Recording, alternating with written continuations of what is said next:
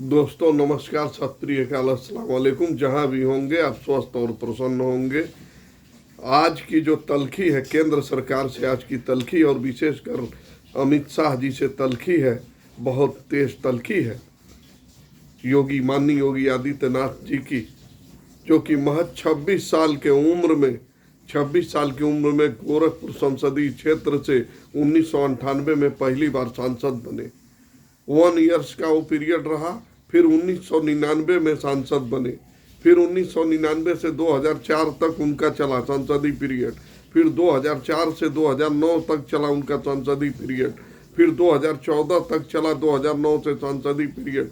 इस तरह से लगातार 5 बार गोरखपुर संसदीय क्षेत्र से योगी आदित्यनाथ जी जो है ये बने सांसद, एमपी बने और मेंबर ऑफ पार्लियामेंट चुन करके ये आए दिल्ली संसद भवन में।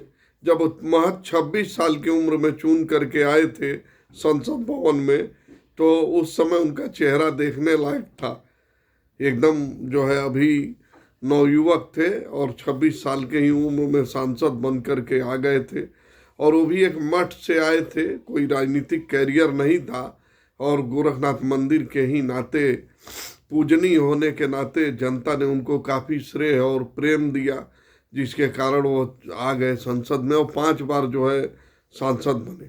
लेकिन आज की जो तलखी है, मैं बहुत एक अंदरूनी रिपोर्ट आपको देने जा रहा हूँ, चूँकि ऑलरेडी इधर इलेक्शन भी है 2024 में और आचार संहिता भी लागू होने वाली है। आचार संहिता 14-15 मार्च को लागू हो जाएगी। 7 चरणों में मतदान होंगे।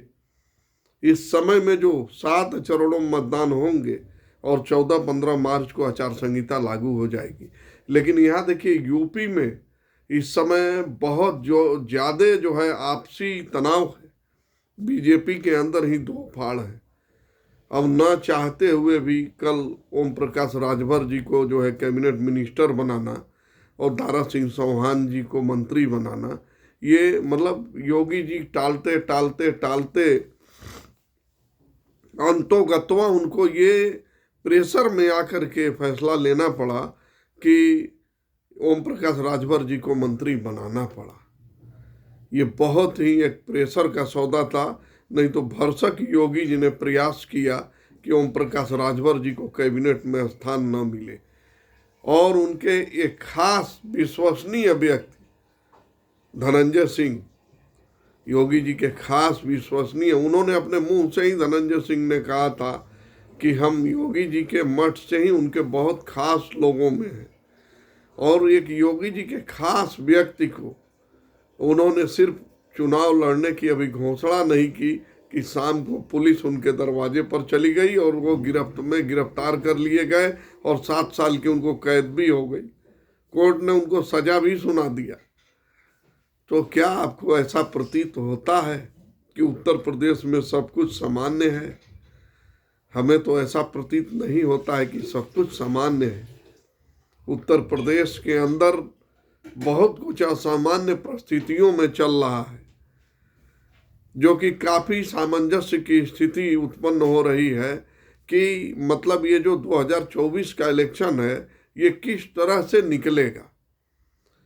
और मोदी जी को हर हाल में पूरा प्रयास वो कर रहे हैं कि तीसरी बार भी मैं आ जाऊं सत्ता में, क्योंकि हर हाल में वो भी प्रयासरत हैं।